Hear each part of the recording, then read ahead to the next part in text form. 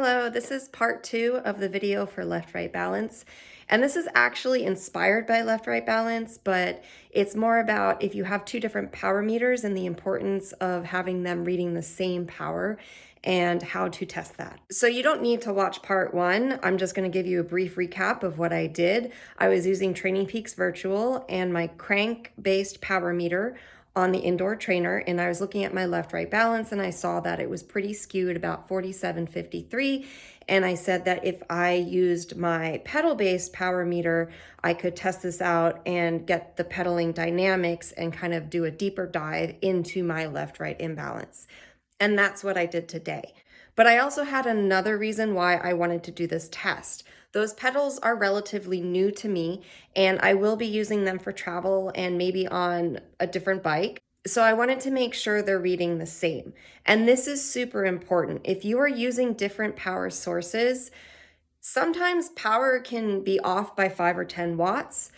I'm not so concerned if the power is off. What I'm concerned about is if there is a discrepancy between the power meters you're using. So you can use multiple power meter sources, but they need to be reading the same. So let me give an example why this is so important to have all your power meters reading the same. When I'm doing my indoor training now, I'm putting myself right at the edge for certain workouts. I know that, for example, let's say I can hold 240 watts for 20 minutes on my inside bike. Now, if I go outside to do a hill climb and I use a different power meter, and that power meter is reading 10 watts lower, that means when that power meter reads 240, it's actually 250 by the other power meter.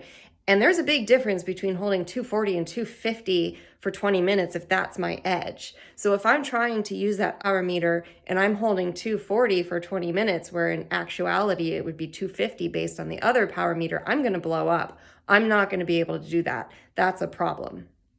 Okay, so this is why your power meters need to read the same. And it is quite common for power meters to differ by a little bit.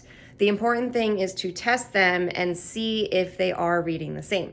So this is how I did that today, and I also asked my athletes to do this if I sense that there might be a discrepancy between specifically their indoor and their outdoor power. Okay, so the way I do this is I have two power meters, and then I have two ways to measure that.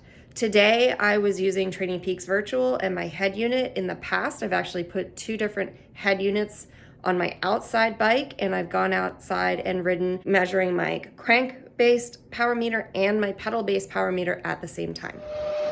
So this is Training Peaks Virtual, and I'm running my workout as usual. I'm using the power crank on my bike to measure this, and I'm watching the left-right balance in live time. Then I've put on my pedals, my power pedals, and I have a separate workout running, recording the power from my pedals. So two different power meters, same ride. So I'm just coming to the end of my workout now. 3, 2, 1, and I am done. So I'm gonna stop it in the Training Peaks Virtual, but I'm gonna keep it going on my head unit because I want to mark this ride. So I'm gonna keep going, and then I'm just gonna do a little surge, get the power up. There we go. And down. And then I'm gonna stop it. And then save it. Okay, and now you can see both of them are in my Training Peaks. And the reason I know that this is the pedals is because when I click on it and I go to analyze, see that spike in power at the end? That's exactly why I did that spike. It's to mark it.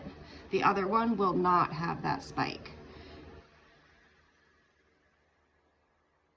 See, it just goes off and no spike. So I know that this was my bike power meter and the other one is the pedals, and I've already marked the pedal one in the title.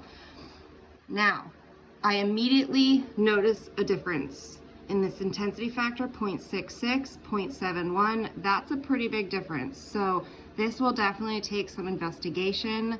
This means that my two power meters are likely reading fairly different, but I'm going to go into the data and confirm that. And when I looked into this data more, I found out that my pedal-based power meter actually is reading 10 watts lower than my crank arm-based one. So this is important for me to know if I'm taking these on travel and I'm trying to pace myself on a hill climb. I'm just going to compensate by knowing that they're reading 10 watts off, and so I'll set my expectations about 10 watts lower. Now, if they were reading 10 watts higher, for me, that's a bit of an issue because that means that I could be setting new records on this power meter where in actuality, it would not be a new power record. It's kind of the same power I've done before. It's just reading higher. So luckily that is not the issue, and these are not going to be my main power meter, so I'm really not going to do anything to fix this. But I have had athletes in the past where they had two power meters that they wanted to use both of them, and they were reading pretty far off, like 5 or 10 watts. And they were able to go into the settings and change something to bring those readings in line. So I know it is possible. I have never done that myself. I do not know how to do that, but I have had athletes who have done that, so I think it is possible.